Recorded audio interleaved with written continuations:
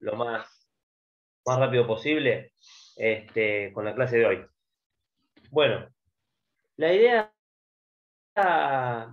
del pantallazo general que nosotros habíamos dado la anterior clase, hoy lo queremos complementar con algo más dinámico, si se quiere, que es un análisis histórico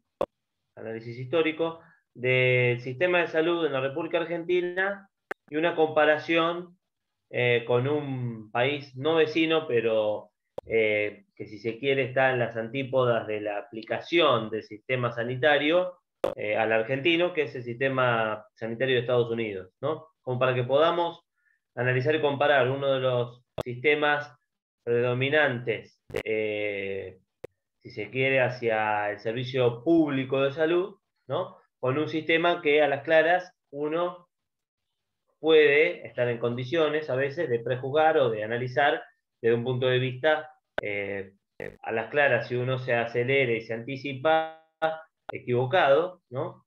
Planteándolo, tildándolo exclusivamente privado, ¿no? Ni una cosa, la idea de hoy es hacerlo como un ejercicio para poder plantear tesis y antítesis, ¿no? Para poder rebatir algunos preconceptos o argumentos preestablecidos que muchas veces no son absolutos, ¿no? Que pueden llegar a tener cierto asidero, cierta veracidad, pero que quizás no son del todo completos, ¿no? Porque es el sistema de salud argentino y el sistema de salud norteamericano, por tomar estos dos ejemplos, son sistemas de salud muy complejos, ¿no? No son ni para menos sistemas, si se quiere, sencillos de analizar o de encuadrar. Ninguno de los dos.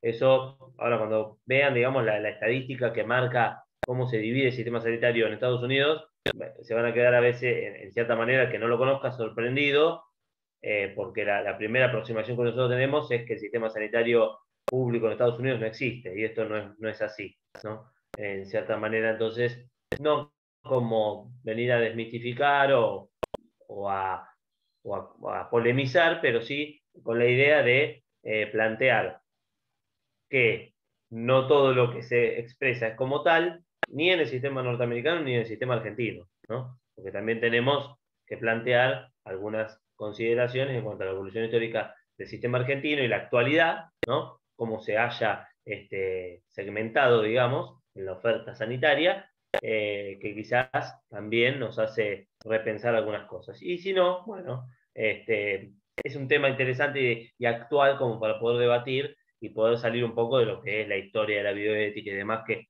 a veces es un poco denso, y la anterior clase quizás se extendió en cuanto al análisis filosófico y un naturalista de lo que era el concepto de la bioética, y muchas veces eso no es de mucho interés, ¿no? Para el alumno que ya está en un seminario, ¿no? Quizás es para una clase de grado o de posgrado, no de un seminario. Pero bueno, ¿qué podemos establecer? Primero vamos a empezar a desandar el camino en cuanto a la historia del sistema sanitario argentino. Historia del sistema sanitario argentino que la vamos a empezar a desarrollar de la mitad del siglo XX para acá, ¿no? Yo siempre esta clase la doy un poco más extendida en filosofía. Eh, Hay un antes y un después de, del inicio de la inclusión, ¿no? De un sistema sanitario basado, si se quiere, en un estado de bienestar, ¿no?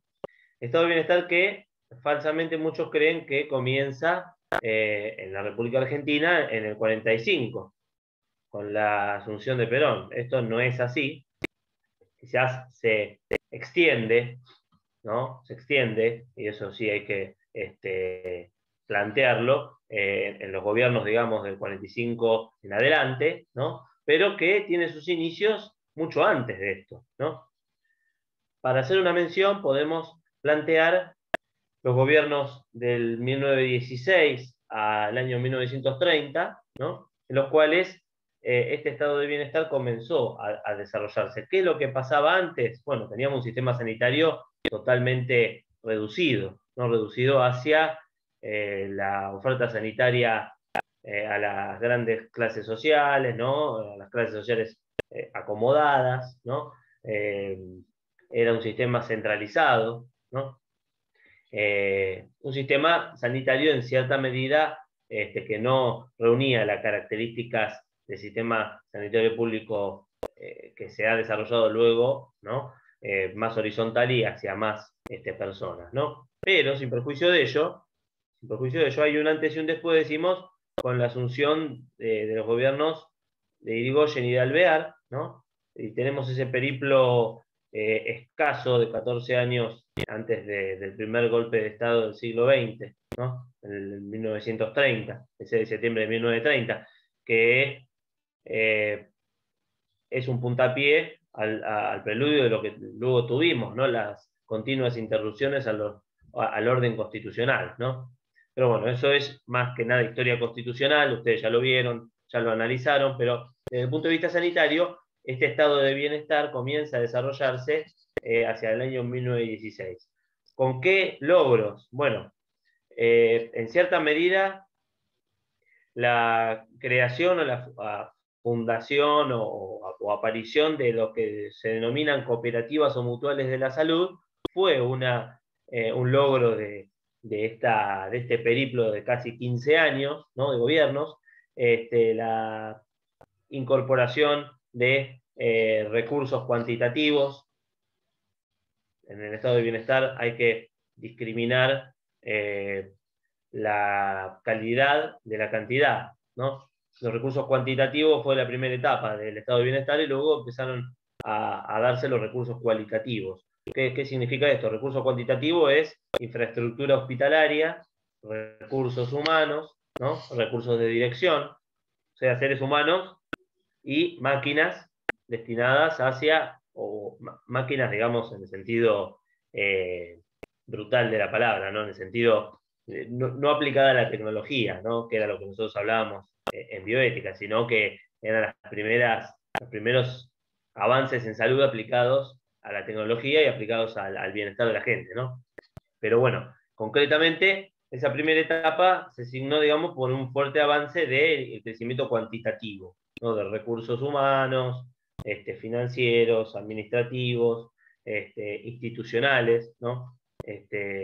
Y bueno, hacia eso se apuntaba. Luego de eso, bueno, ya saltando a los gobiernos de facto del año 1930, tenemos el final, digamos, de esta primera etapa del estado de bienestar, que fue el golpe del 55, ¿no? En el mundo el estado de bienestar había comenzado antes, por eso decimos que en Argentina también comenzó antes, se profundizó en el 45, pero ya había comenzado. Ustedes recuerdan, cuando hablamos de estado de bienestar, hablamos de la nueva conformación del Estado, ¿no? Del Estado como organización, ¿no? Luego de las caídas de las monarquías, la última en caer, famosa, si se quiere, fue esta dinastía o monarquía en Rusia, ¿no? Los zares rusos. Luego sobrevivieron algunos otros a la Primera Guerra Mundial, pero bueno, el Imperio Austrohúngaro fue una de ellas. La caída del Imperio Austrohúngaro determinó, si se quiere, la caída del último imperio y o reinado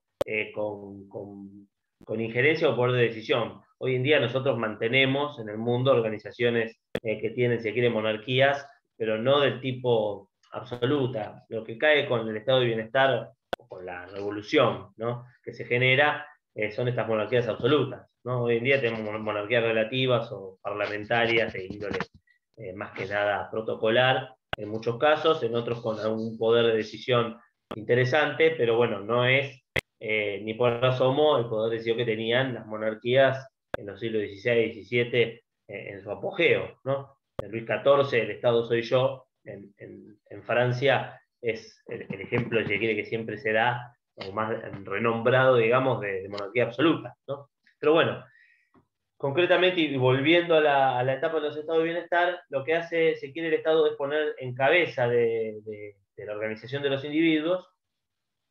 Los individuos organizados se organizan alrededor de un Estado. El Estado reconoce ciertos derechos que por el hecho de ser humano uno tiene, como son, por ejemplo, el derecho a la salud, el derecho al bienestar, ¿no? Y luego de ello vienen los demás derechos. Obviamente, el primer derecho que se debe reconocer a una persona es a vivir, ¿no? Y a tener salud. A partir de allí nosotros podemos reconocer otros derechos derivados de ese, que es el derecho originario, ¿no? Como son los derechos sociales, los derechos al trabajo, los derechos civiles y políticos también, el derecho al voto. Si bien en Argentina podemos establecer una evolución histórica de los derechos sociales, también podemos establecer una evolución histórica de los derechos civiles y políticos, ¿no? Que son prehistóricos en cierta medida a muchos de los derechos sociales que nosotros gozamos, ¿no?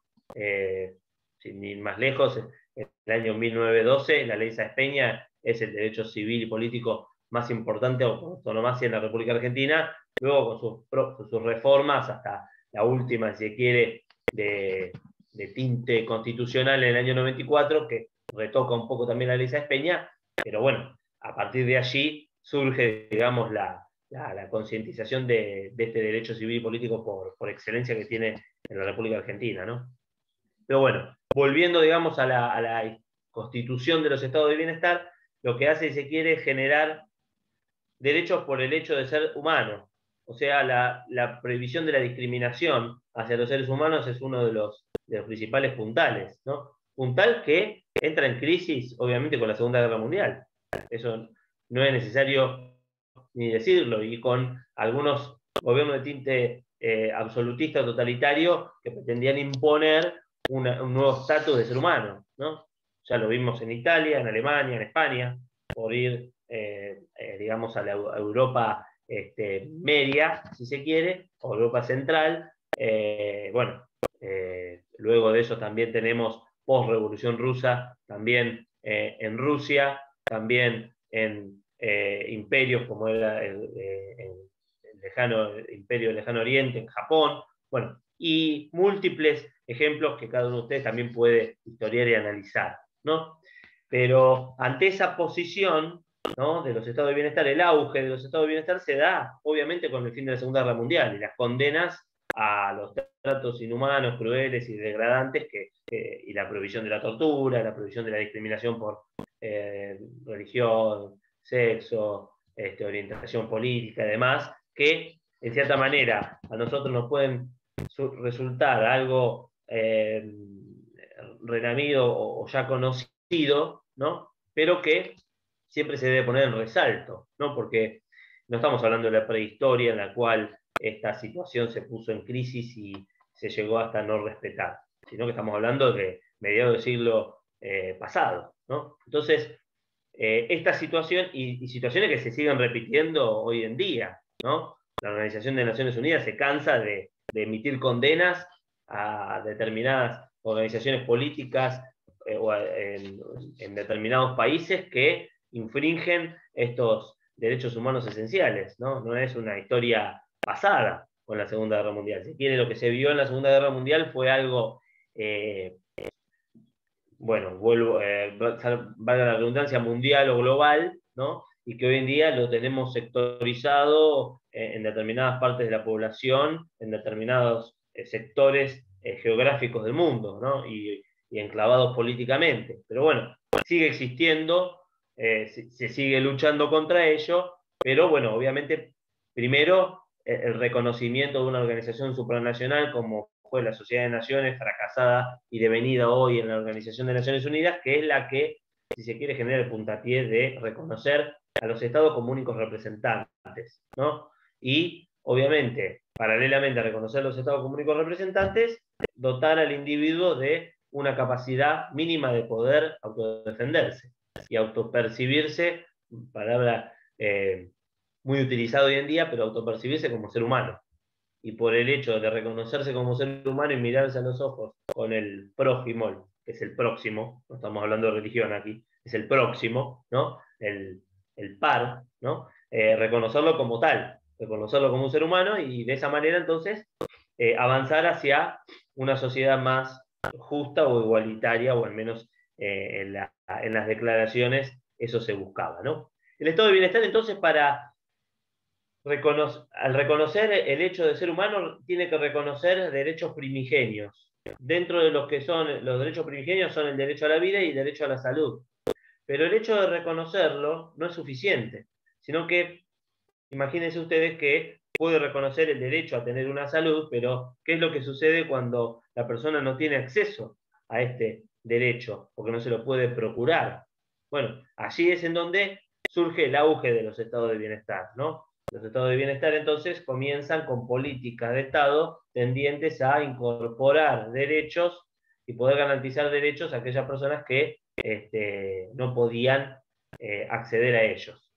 Esto en principio no es discriminatorio, porque evidentemente los derechos son universales. ¿Esto qué significa? Que son para el que tiene un estatus económico determinado y para el que tiene otro estatus económico, ¿no? No quiero hablar de pobres o ricos, ¿no? Sino que hablamos de estatus económico, ¿no? No es necesariamente para acceder al beneficio de la salud pública ser pobre. Hoy en día nosotros tenemos conciencia de esto, la existencia de una clase media en la República Argentina vapuleada durante décadas sin discriminar partidos políticos ni gobiernos, fue generando entonces una concepción de una clase media que se entendía que tenía la posibilidad de acceder a una salud que no fuera pública, con la conciencia de clase, ¿no? Con la conciencia de clase y la necesidad de compromiso de la clase media de acceder a una salud no pública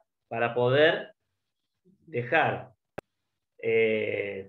los beneficios o porque se pudieran usufructuar los beneficios de la salud pública por parte de las personas que no pudieran acceder, ¿no? Esa era la idea del sistema solidario, ¿no? Bueno, obviamente la caída en el poder adquisitivo, y bueno, vamos a ver algunas cuestiones, es historia, que todos la vimos y la conocemos, generó que muchas veces la concepción o la consideración de la clase media no implica la posibilidad de acceder a una salud que no fuera pública. Y por ende, la persona tiene, o el grupo familiar, tiene la necesidad de recurrir a los recursos de la salud pública. Bueno, obviamente que los estados de bienestar, el auge de los estados de bienestar y la caída de los estados de bienestar está atravesado por algo que es un fenómeno que nosotros lo tenemos historiado y analizado y no resuelto, evidentemente, en la Argentina durante muchas décadas, que es la economía, ¿no? Porque nosotros tenemos un plexo normativo de avanzada, reformada la Constitución en el año 1994, pero eso no se acompañó con la realidad social y la realidad económica que tenía el país, ¿no? Entonces, eso fue entrando o generando un inicio de la crisis de los estados de bienestar que a nivel mundial se puede observar hacia la década, fines de la década del 60, principio de la década del 70, y en la República Argentina entra en crisis absoluta hacia fines de la década de los 80 y obviamente también con, si se quiere, el correlato de la crisis del 2001 y la crisis política, institucional y económica que deriva de ello, ¿no? Pero bueno, eso también es historia, todos también la conocemos, cada uno tendrá su visión personal y su opinión, y bueno, obviamente es bien reconocida, ¿no? Pero bueno, esa crisis de los estados de bienestar genera entonces, hay causas y hay consecuencias de esa crisis del estado de bienestar, obviamente, ¿no? La crisis se genera por ciertas causas. Las causas eran obviamente la imposibilidad de acceder o de garantizar, mejor dicho, el acceso por parte del Estado a una universalidad de personas que iba creciendo, ¿no? Por una cuestión demográfica, de crecimiento vegetativo de la población y también muchas veces por las continuas crisis económicas, ¿no?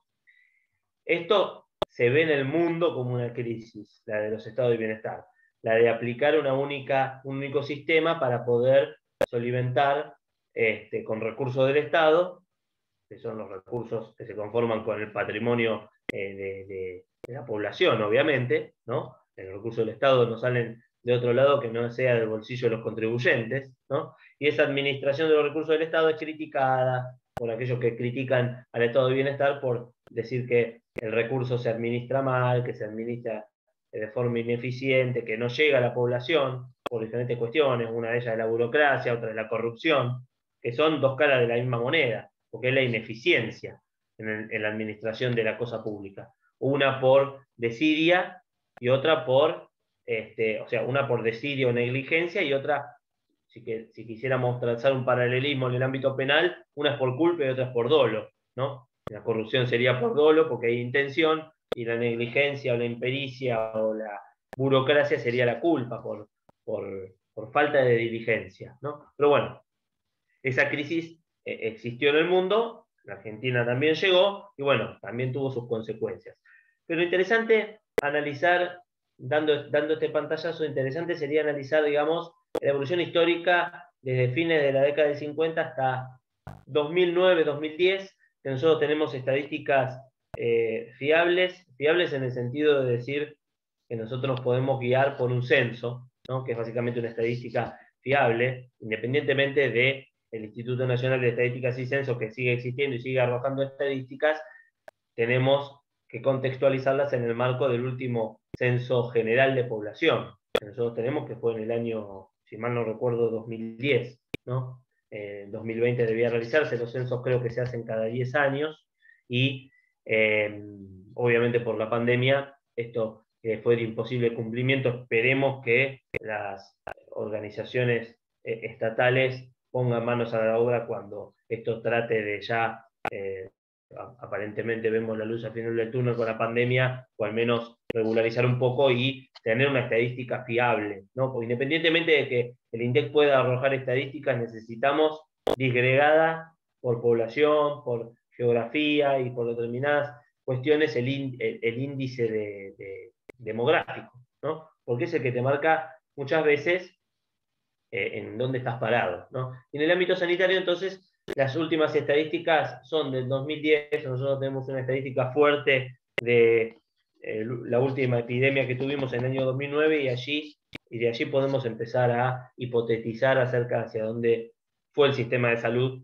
en números en las últimas décadas. Pero bueno, 3 o 4 puntales para poder analizar de la década del 50 hasta, digamos, de la segunda mitad del siglo XX. Bueno, el país tuvo que atravesar, este país no fue atravesado solamente por una única crisis sanitaria como es la que nosotros estamos viviendo hoy, porque es una crisis sanitaria, una pandemia mundial y global que afecta a la Argentina también. Es una crisis sanitaria, ¿no? Y ante esa crisis se debe analizar a ver cómo se responde con el sistema sanitario, pero la crisis existió, existe, y esperemos, digamos, luego con el análisis y el estudio que se trate de evitar, digamos, una nueva crisis sanitaria, ¿no? La crisis pone el sistema al desnudo, ¿no? En realidad. Pone en evidencia la falencia del sistema, ¿no? Hacia dónde se tiene que ir para poder resolver cuestiones estructurales, que muchas veces no dependen de el obrar o el accionar de un gobierno en particular, sino de una línea de sucesión de malas decisiones que se vienen tomando hace décadas, ¿no? Y eso también se trata de poner en énfasis o en análisis en la bioética, porque la bioética trata de plantear algunas soluciones, ¿no? No solamente habla de la salud y la introducción de la tecnología en la salud, sino también trata, desde el punto de vista sociológico y sociopolítico, de tratar de plantear algunas soluciones, y también desde el punto de vista económico, obviamente, porque la bioética puede hablar mucho tiempo y muy lindo, de cosas muy lindas, pero si no tenemos los recursos económicos para poder llevarla a cabo, nos quedamos a mitad de camino, ¿no? Obviamente que en este mundo globalizado, si se quiere, post Segunda Guerra Mundial, que comenzó a unificarse y a globalizarse, la consideración de la cuestión de la economía de la salud es una cuestión que no se puede dejar de lado.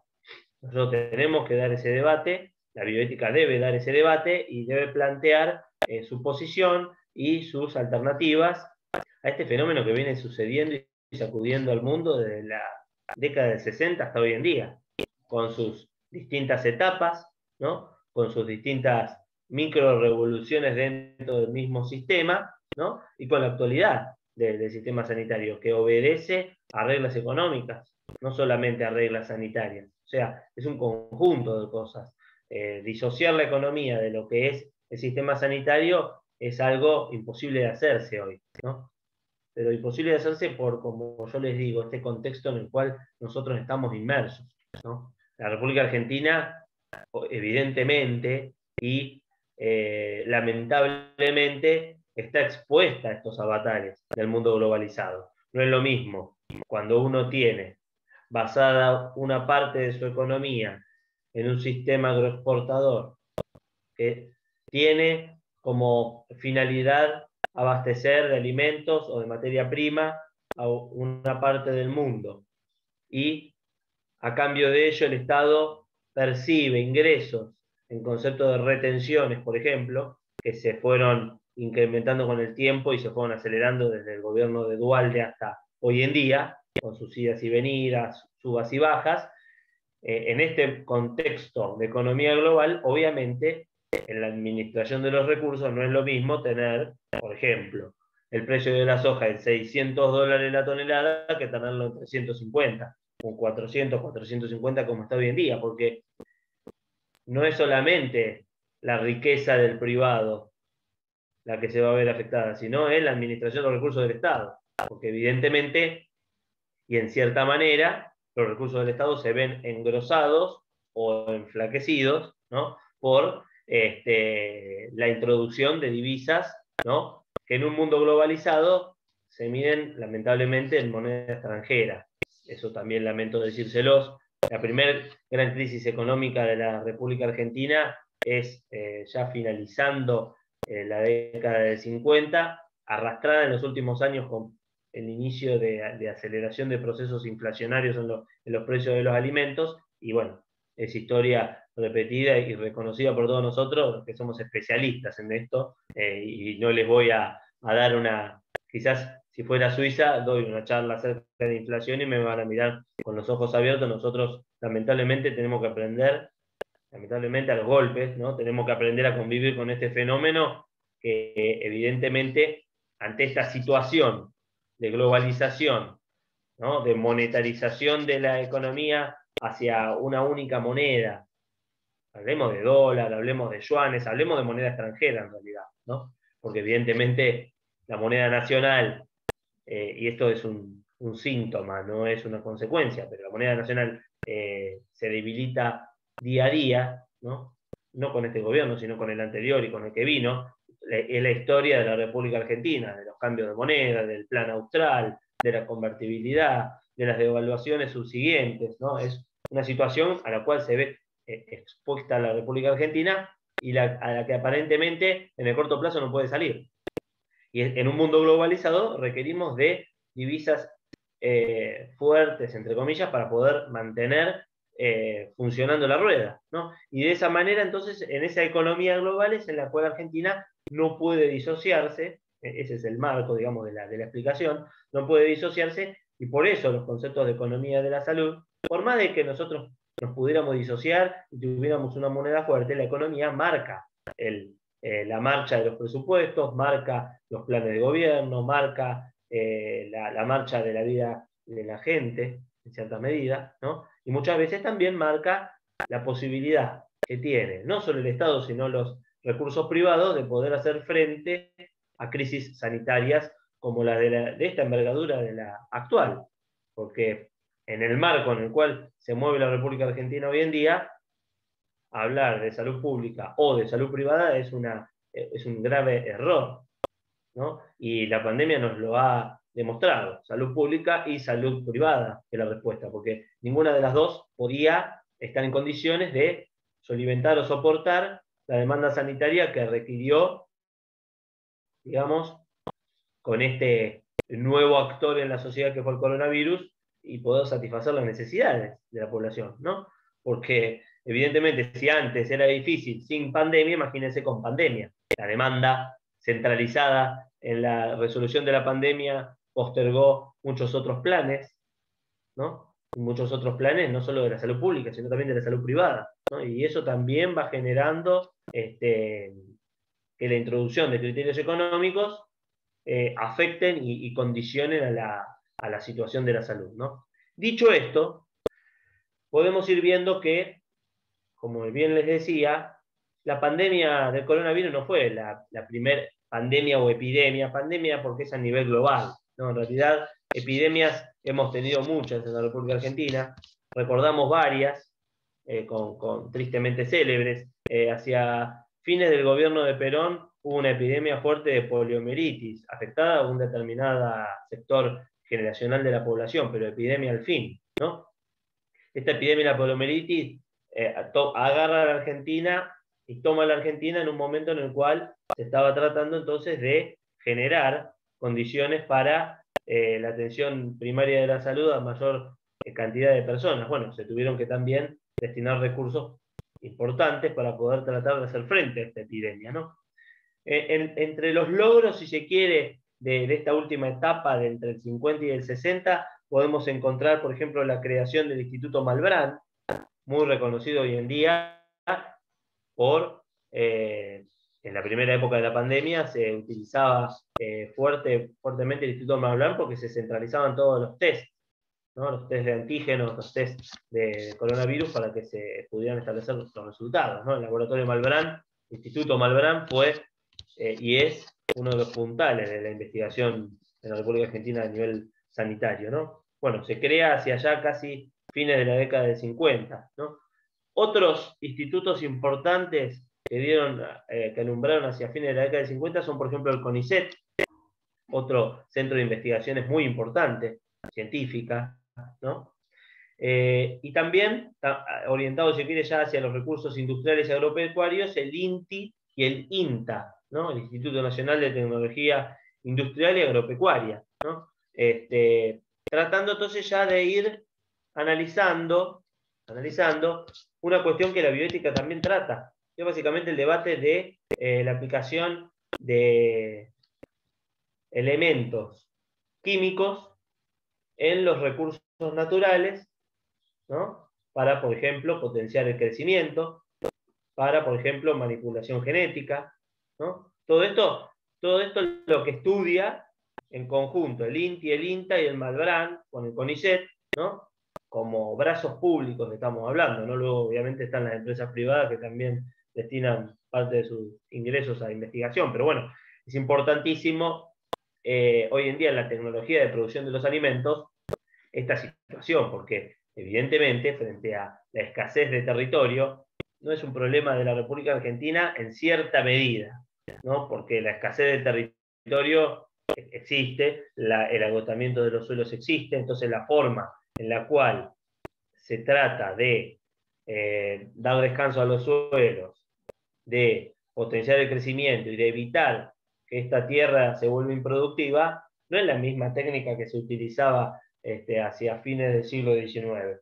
Ha ido evolucionando. Y el principal puntal de evolución fue básicamente todos estos organismos genéticamente modificados, que se le dice, ¿no? Que potencian el crecimiento, pero que, bueno, obviamente también se tiene que dar un debate acerca de la afectación al medio ambiente. Y aquí también está la bioética para analizarlo, ¿no? Porque si nosotros tenemos como único fin potenciar el crecimiento, por ejemplo, yo recuerdo hacia mediados de la primera década del siglo XXI,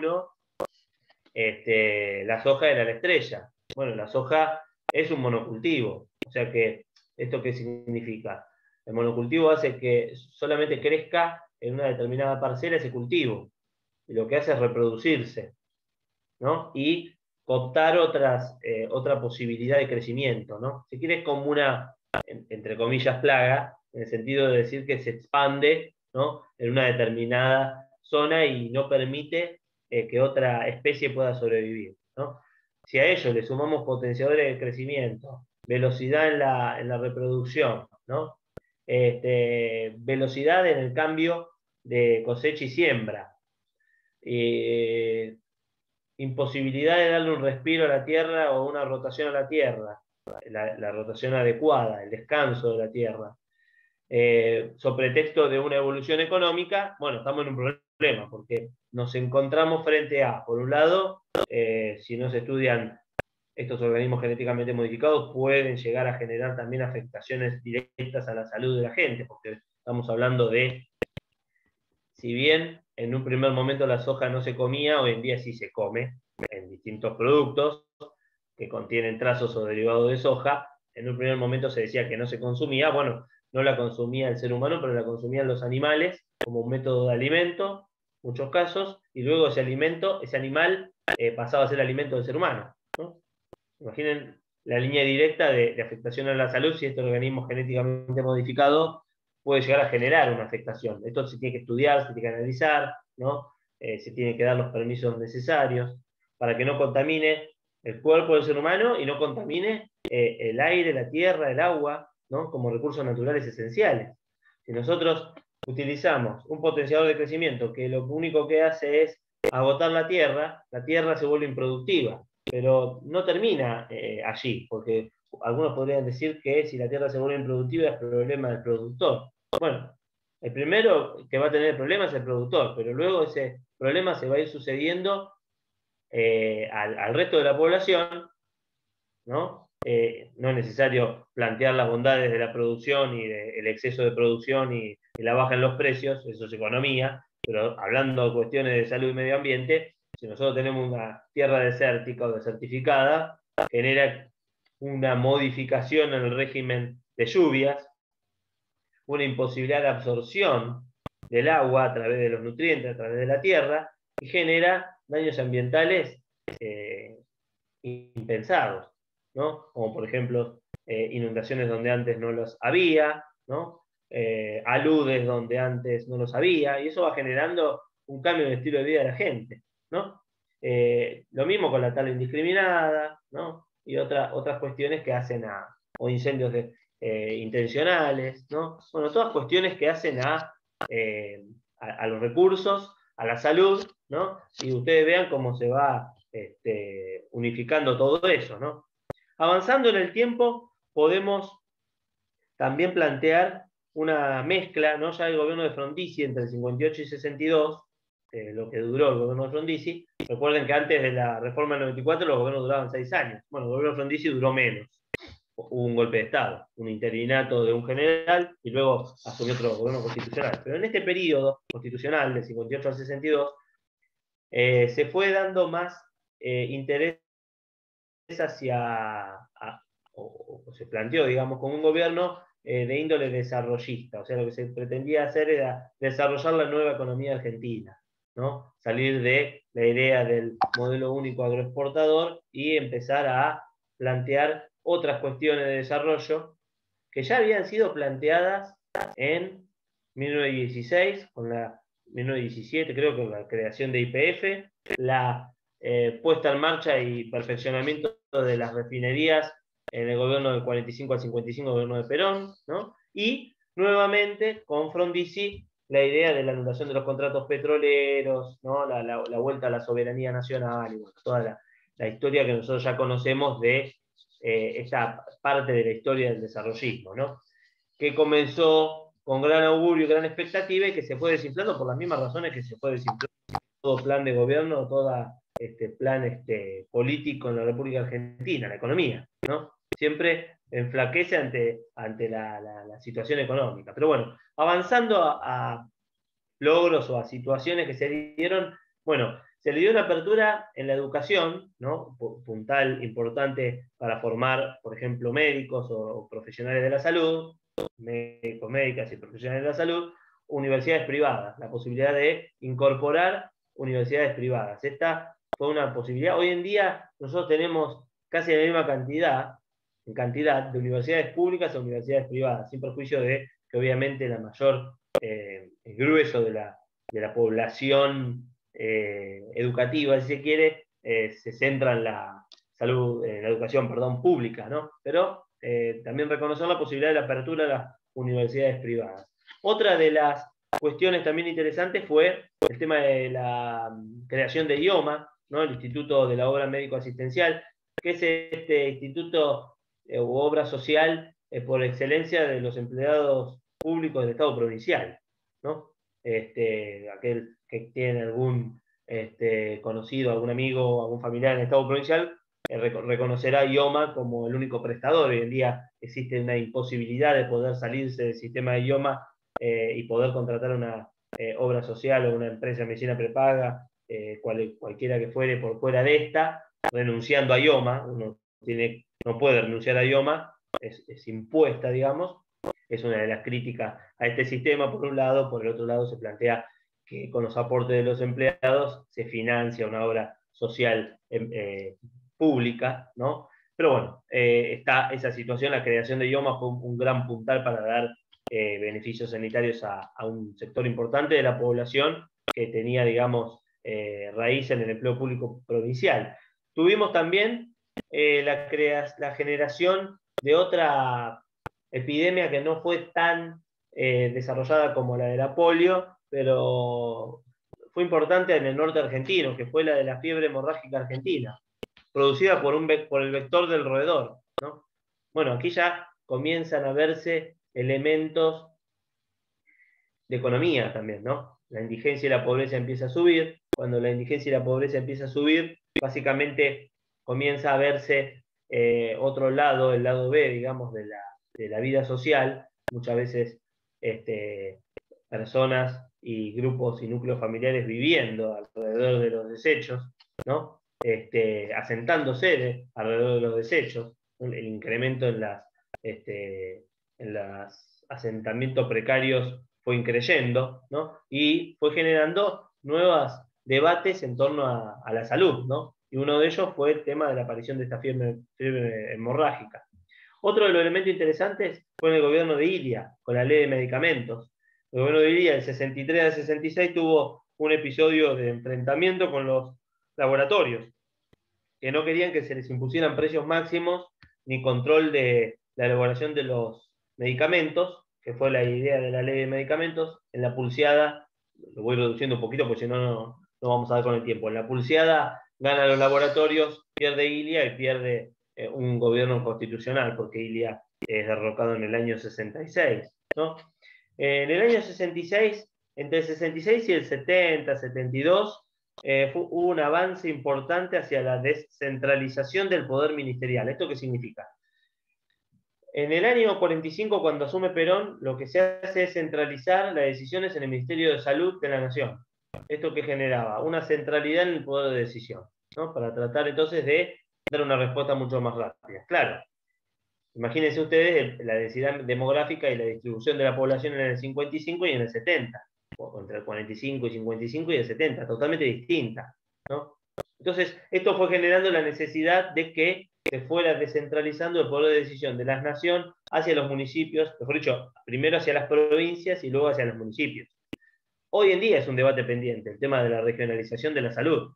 Estamos yendo hacia la centralidad y hacia la descentralidad del sistema de salud continuamente, cuando en realidad lo que necesitamos es dotar a las mini organizaciones, que son políticamente hablando los municipios, de mayor autonomía.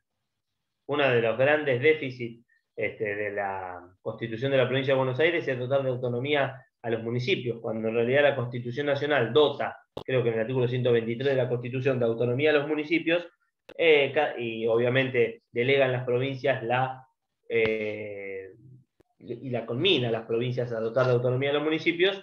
En la provincia de Buenos Aires todavía no se sancionó la ley autónoma o la autonomía por excelencia de las municipalidades. ¿Y eso qué genera? Bueno, genera que muchas veces los recursos con los que cuenta la municipalidad son escuetos, porque con la autonomía viene la administración de los recursos, la posibilidad de crear impuestos, ¿no? Los tristemente célebres impuestos, con los que se financia, ¿no? Y con los que puede dar el servicio. Bueno, hoy en día no tiene esa posibilidad los municipios. Entonces, el sistema sanitario que tiene el municipio es escueto, es escaso, está reducido la posibilidad que tenga un municipio de prestar un servicio con los recursos que tenga. Generalmente los recursos del municipio salen de un solo lado, el cobro de tasas.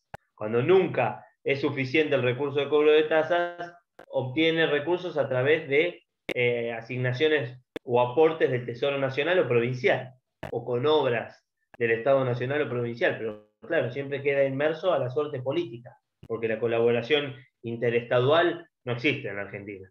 La idea de que, sin perjuicio del sector político en el cual vos te enroles, tengas la misma ayuda que el amigo, ¿no? La idea del amigo enemigo, o el amigo y no tan amigo, sigue existiendo, ¿no? Y de esa manera se impide muchas veces que los municipios, de signo político a veces distinto al de la provincia o al de la nación, ¿no? Y ha sucedido en distintos gobiernos, esto no es patrimonio de uno solo, ¿no? Quede castigado un municipio por ese hecho. ¿no? Bueno, la ciudad de Mar del Plata, independientemente del color político que la gobierne circunstancialmente, es una ciudad a la cual la provincia de Buenos Aires tiene que mirar con mucha atención. Es la quinta ciudad más densamente poblada, ¿no? Y no tiene un hospital municipal, porque tiene el Hospital Internacional General de Agudos, que es provincial, tiene un centro de especialidades médicas ambulatorias que fue creado en las últimas décadas, pero como bien lo dice la palabra, es de especialidades médicas, y el servicio de salud está disgregado en prestadores provinciales, nacionales, privados obviamente, por otro lado, y lo que puede hacer el municipio con las salas de salud, las unidades de pronta atención, como se les dice, ¿no? Y la posibilidad de que pueda dotar de recursos a esas unidades de pronta atención, cuando en realidad todos sabemos que los municipios trabajan con déficit, no alcanzan los impuestos porque el índice de cobrabilidad cada vez es menor, porque las crisis económicas se van sucediendo una tras otra, entonces percibe menos, cobra menos y puede destinar menos a esa infraestructura sanitaria que es necesaria. Entonces, se hace necesario y urgente debatir una ley de regionalización de la salud, ¿no? Para poder dotar a los municipios de esa autonomía y de ese poder de decisión y de los recursos, obviamente, para poder ejecutar esto. Pero claro, siempre se antepone la política, independientemente del partido político que esté, siempre se antepone la política y no quiere largar la caja, ¿no? Y al no largar la caja, es difícil que los intendentes puedan administrar esto, que son los que tienen la realidad inmediata, que son los que ven la realidad inmediata, porque un gobernador tiene en este caso de la provincia, 135 municipios. Es difícil poder ver la realidad de esos 135 municipios. Imagínense un presidente que tiene 22, 23, 24 distritos que gobernar y dentro de ellos intendencias y demás. Es imposible. Entonces, el debate de la regionalización tiene que estar, ¿no? Bueno, para ir cerrando algunos otros hitos históricos hacia el avance, por un lado, bueno, en el 73, 74 se vuelve hacia una centralidad del sistema, con la creación del Sistema Integrado de Salud, ¿no? La Fundación Favaloro nace, ¿no? Tan cara al sentimiento de los argentinos. Hoy en día es una de las fundaciones con especialización en cardiología más importantes de Latinoamérica, ¿no? Con sus idas y venidas se ha sabido mantener. En el gobierno militar del 76, golpe de Estado, bueno, que hablar del derecho a la salud, sacando, digamos, la lamentable intervención, digamos, sobre los derechos humanos de las personas, tenemos ceñidos exclusivamente, digamos, no sé si logros o hacia avances en el ámbito de la salud, la creación del CUCAI, luego transformado en INCUCAI. El INCUCAI es el Instituto de Ablación y Trasplante, ¿no? El Consejo Federal de Salud, que se reunió en Mar del Plata en este mes pasado creo que se reunió, que es básicamente en el cual se trata de dar prioridad a la intervención de las provincias con respecto a los planes sanitarios a largo plazo.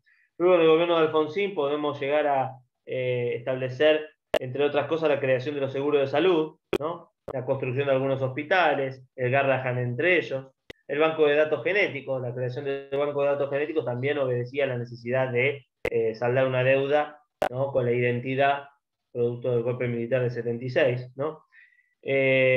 Otra de las cuestiones importantes que se pone en énfasis acá ya hacia la década del 80, donde los asentamientos iban creciendo a ritmo acelerado, es la creación del FONAVI, que era el Fondo Nacional de Viviendas, que era un fondo que administraba el Estado Nacional para crear viviendas sociales, ¿no?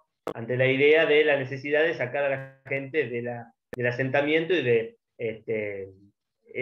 las condiciones sociosanitarias en las cuales estaban, que eran paupérrimas y que generaban, como bien decíamos nosotros, hacia fines de la década del 60, la fiebre hemorrágica argentina. Ustedes vean con qué tiempo reacciona la Argentina a los acontecimientos, ¿no? Luego llega la década de los 90. La década de los 90 se signa por dos etapas, si se quiere. La primera etapa fue de alta hiperinflación. Los primeros 2 años del gobierno de Menem fueron de alta hiperinflación, heredada también en parte del gobierno de Alfonsín. El 1 de abril del 91 se sanciona la ley de convertibilidad y se decreta el fin de la inflación.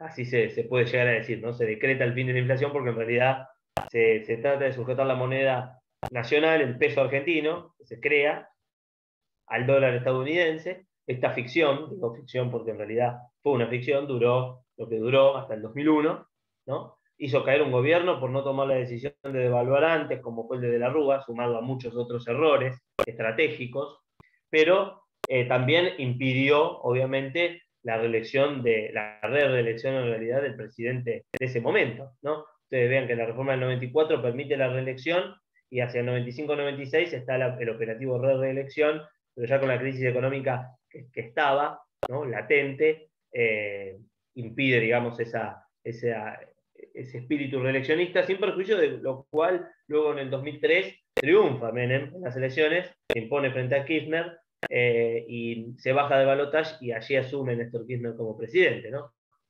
Pero bueno, esa es historia ya actual de la Argentina que muchos la tenemos más fresca. Pero yendo concretamente a la década de los 90, decíamos que había dos etapas y también dentro de la convertibilidad hubo dos etapas. La primera de crecimiento sostenido, el crecimiento también en base a deuda.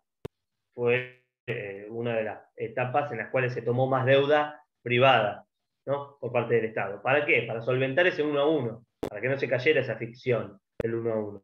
Pero claro, fue la única política económica que se tomó seria, porque en realidad se tomaron otras políticas económicas como fue la modernización del Estado y las privatizaciones que nosotros conocemos, ¿no? La reducción del Estado, la teoría del Estado mínimo, ¿no?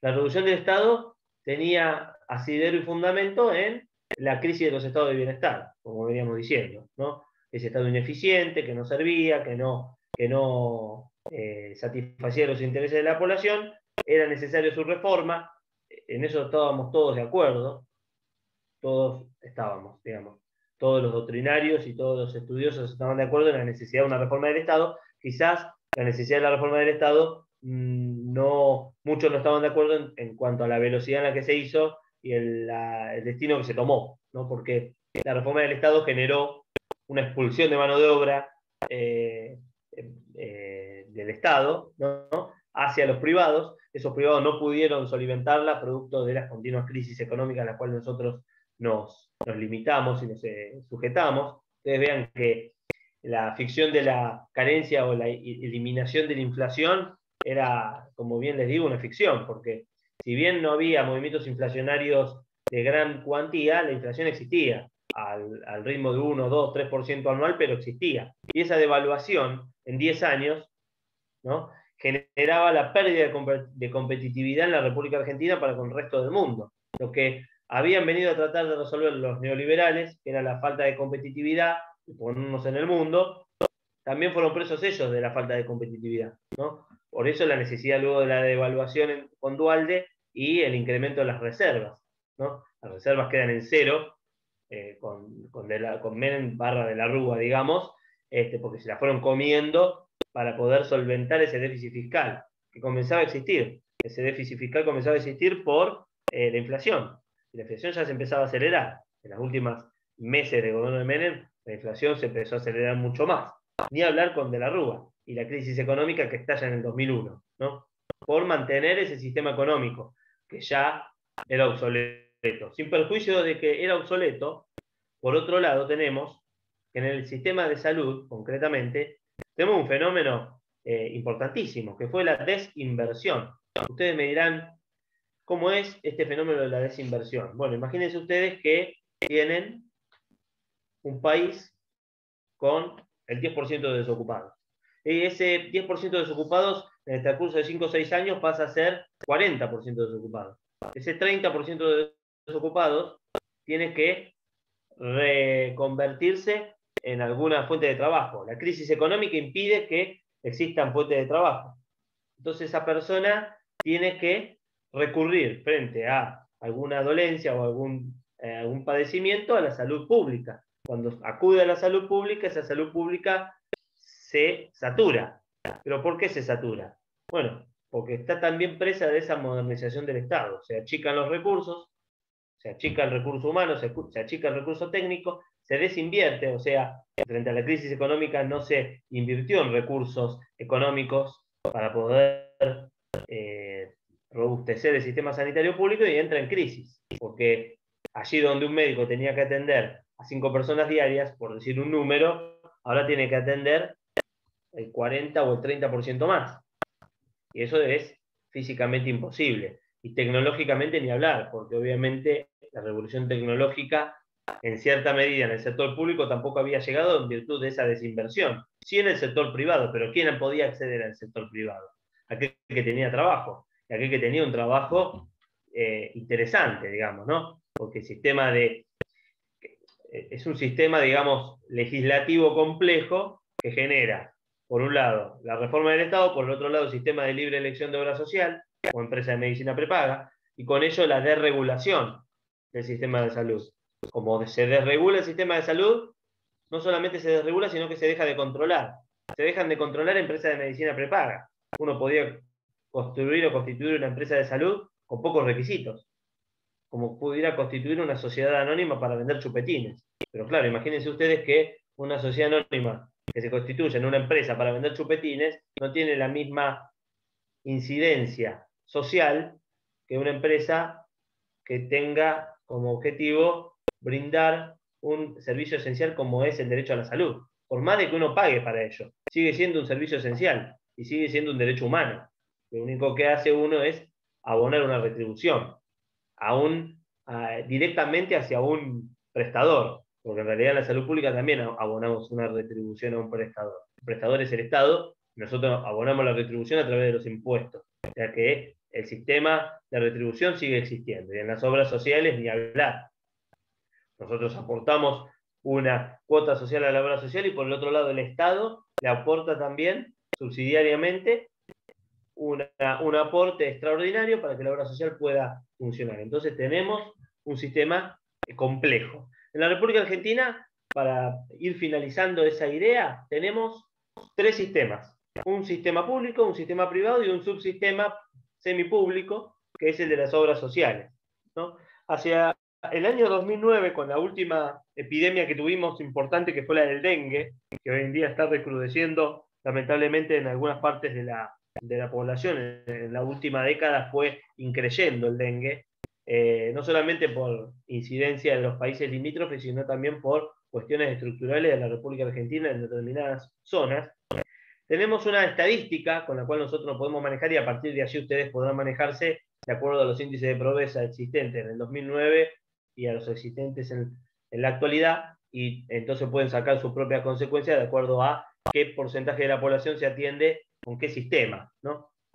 Pero bueno, en el 2009 tenemos por obra social un 46% de la población, o sea, persona con empleo que aporta una obra social. Por ejemplo, IOMA, dentro de otras, muchas otras que hay. Dentro de las obras sociales están las obras sociales puramente estatales o sindicales también, ¿no? Por otro lado, el 16% aporta una empresa de medicina prepaga. Esta es una empresa privada. Tenemos muchas en la ciudad, en el país. 16% no es un sector reducido de población. Ténganlo en cuenta para interpretar que es un sistema muy complejo y hay muchos subsistemas que se van cruzando y la intervención del Estado y de los privados es esencial para ello. Estamos hablando de 46% de obra social, 16% prepaga. El 2%, a través de determinados planes estatales, tiene derecho a un subsistema de salud pública derivado de ese plan estatal. Y luego el 36%, estamos hablando de estadística del 2009, no tiene cobertura. Al no tener cobertura, estamos hablando de directamente y necesariamente la demanda hacia la salud pública. Ustedes imagínense que si en la década de los 90 tuvimos inflación acumulada, aunque sea poca, reducción de los niveles de empleo, incremento en los niveles de desocupación y desinversión en el sistema sanitario público, ese combo fue explosivo. Y ese combo es el que estamos tratando hasta hoy en día de tratar de revertir. Porque evidentemente existe un sector de la población, puede fluctuar entre un 15 y un 20% que tiene empresa de medicina prepaga, pero por el otro lado tenemos entre un 40 y un 50% que se atiende por ser empleado, pero puede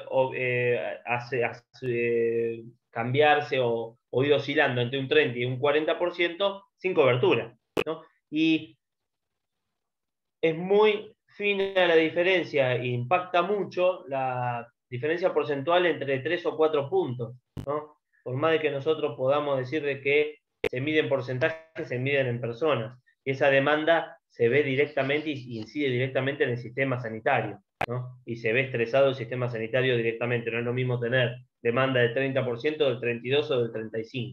Eso se lo pueden explicar especialistas en salud, ¿no? Por eso es que les digo que la República Argentina tiene un sistema y varios subsistemas dentro del sistema muy complejos, que no requieren solamente de una única visión, la del político de turno que puede favorecer al privado o al Estado, sino que requiere de un compromiso de todos los actores de la sociedad para poder dar resolución a esto y dar una respuesta evidente a esto. Yo les mencionaba el sistema de salud norteamericano como algo que parece la panacea del sistema sanitario privado, pero que no es tan así. Ustedes vean que subsistemas de salud público-privada existen en países como, por ejemplo, España, Chile o Italia. Tienen su sistema de salud pública. Estados Unidos, para que ustedes vean, yo les traje una estadística, tienen muchos subsistemas dentro del mismo sistema sanitario. No es un único sistema sanitario privado, ¿no? Sino que existen muchos subsistemas. Por ejemplo, si lo podemos dividir en un diagrama de torta, el 50% de la población se atiende a través de lo que se denomina seguro médico, que es una empresa sanitaria, uno abona una cuota sanitaria y tiene un seguro médico.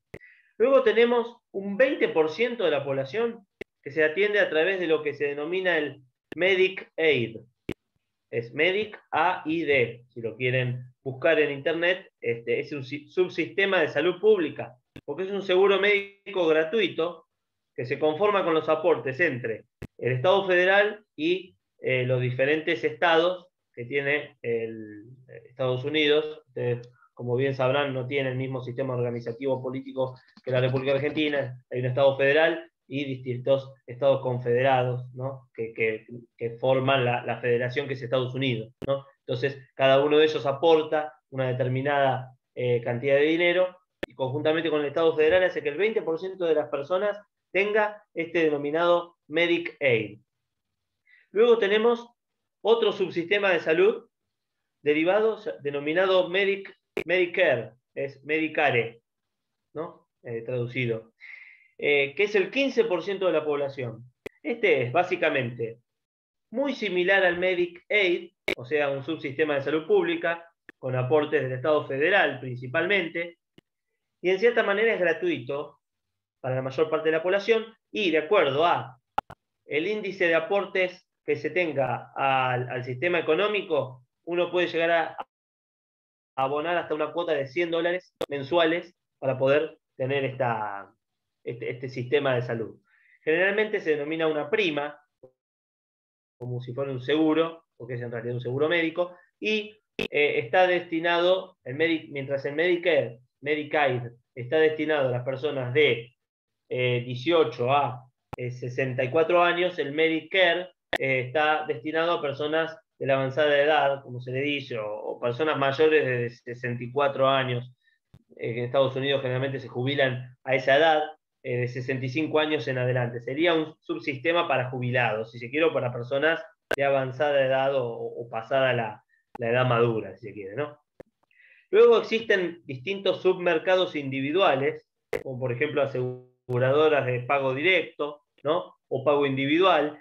Esto generalmente conforma el subsistema privado, ¿no? Y aporta generalmente al 5% de la población.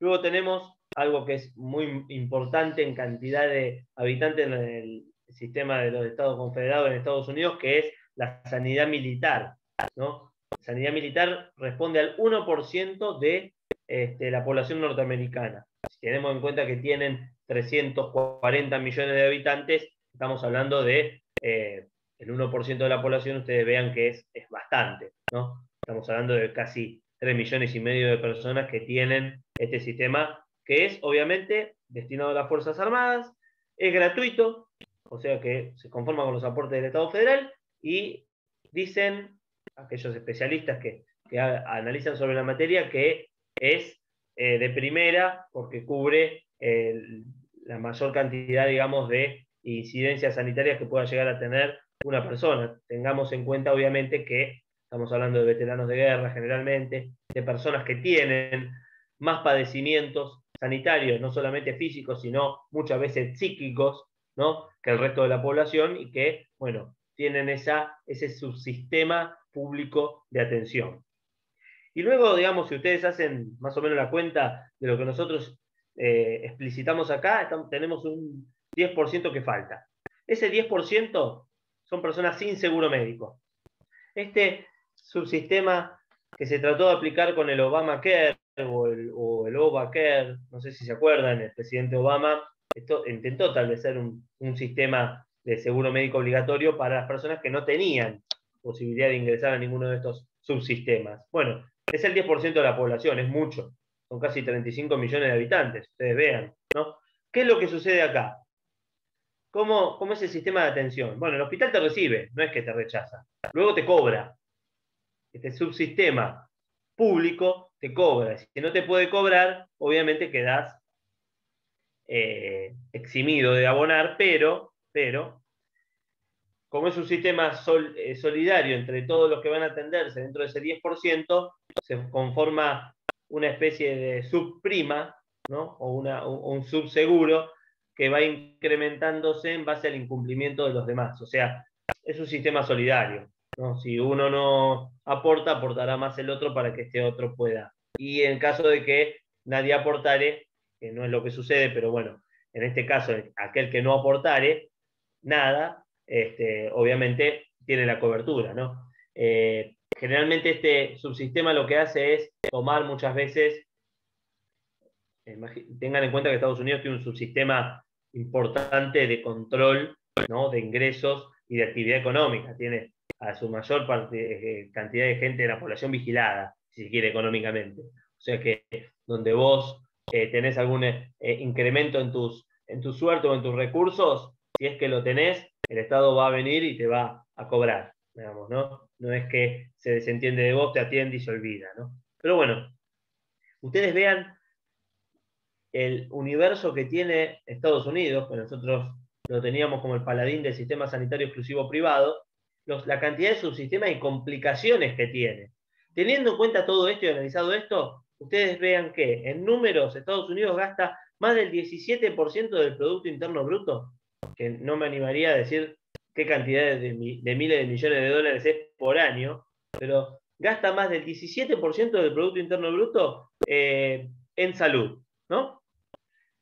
Es el más alto de la región y creo que compite con los más altos del mundo en porcentaje de Producto Interno Bruto de gasto en salud. Gasto o inversión, como ustedes le quieran decir, ¿no? En Estados Unidos le dirán gasto, en otro lado le dirán inversión, pero es semántica esto. Así todo deja fuera, con este subsistema, al 10% de la población. Y algunos critican este sistema porque es ineficiente. Ahora, imagínense ustedes, de acuerdo a la idiosincrasia de cada uno de los pueblos, la situación en la cual nosotros estamos. Ninguno de los sistemas sanitarios de países que tienen problemas estructurales de población es perfecto. Todos son perfectibles, ¿no? Todos son mejorables. Ustedes vean lo que es el sistema argentino y la posibilidad de la intervención del Estado, pero también vean el sistema norteamericano y la respuesta que tiene que dar el Estado muchas veces frente a esta situación. O sea que ninguno tiene, digamos, la resolución, ni los estados de bienestar, ni los estados mínimos o minimalistas, ¿no?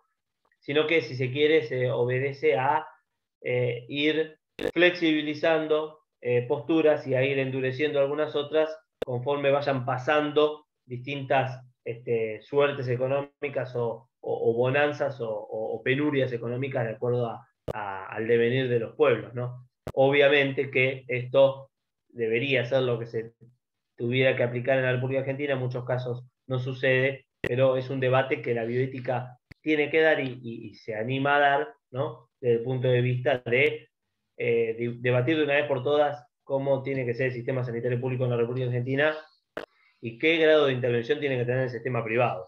porque vemos que llegan políticos y desregulan el sistema y otros lo intervienen o tienen proyectos de intervenirlo completamente, y aparentemente ninguna ni otra han tenido, porque ya se han hecho en el pasado, han tenido solución, ¿no? Entonces, quizás es un reverdecer y un dar vuelta nuevamente, y esta pandemia nos lo ha puesto en el tapete, la necesidad de la colaboración, perdón, de la colaboración de los tres sistemas, porque ninguno se puede salvar solo, ni el sistema público, ni el sistema privado, ni el sistema semipúblico, ¿no? Siempre se apunta a tratar de, en el ámbito sanitario, la colaboración entre los distintos sistemas, ¿no? Para poder lograr una mejor solución a los conflictos sanitarios que se pudieran dar, o los frentes sanitarios que se pudieran dar. Bueno, esta era la idea de hoy, ¿no? Ya para la próxima clase, quizás empezaremos a analizar algunas cuestiones de introducción del concepto de bioética, de la etimología de la palabra, dónde se aplica la bioética en los denominados comités, los comités de bioética, qué función tienen, si son consultivos, si son de decisión, de acción o de investigación, ¿no?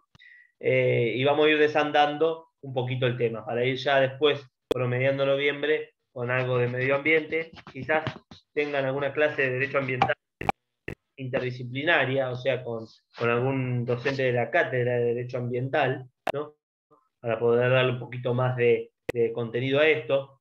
Les sugiero que a todos aquellos que estén interesados en el tema de derecho ambiental,